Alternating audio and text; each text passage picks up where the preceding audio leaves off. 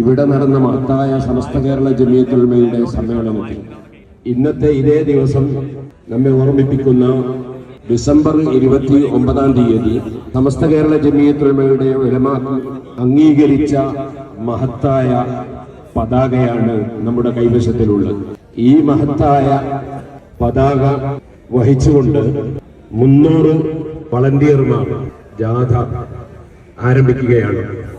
ഇൻഷാ അല്ലാഹ് 60 വർഷം മുമ്പ് നമ്മുടെ പൂർവികരായ ഉലമാക്കൾ നമ്മുടെ കൈകളിൽ ഏൽപ്പിച്ച ഈ പതാകയിലേന്തി അഹ്ലുസുന്നത്തി വൽ ജമാഅത്തിന്റെ പണ്ഡിതന്മാരും നേതാക്കളും പ്രവർത്തകരും ചട്ടഞ്ചാലിലേക്ക് ഒഴുകുകയാണ്, നീങ്ങുകയാണ്.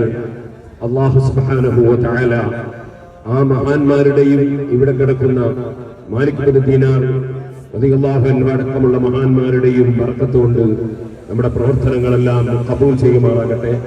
സമസ്തയുടെ പതാകയുമായിട്ടാണ് നാം പ്രയാണം ആരംഭിക്കുന്നത്.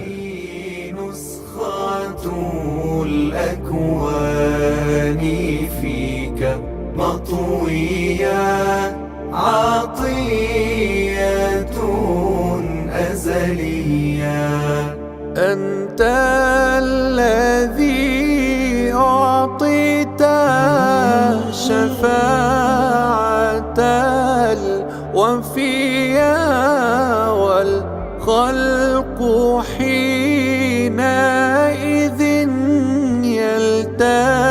يلتمسون الأنبياء. أنت الذي أعطيت شفاعة الوفية والخلق حينئذ يلتمسون الأنبياء. ثم يقال للأنام قد نلتم الأمنيات. ألا قصود محمدا باب الإله العالية.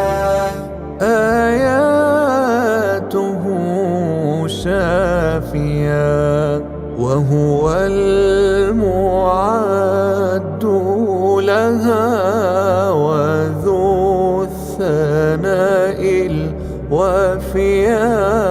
ثم ينادي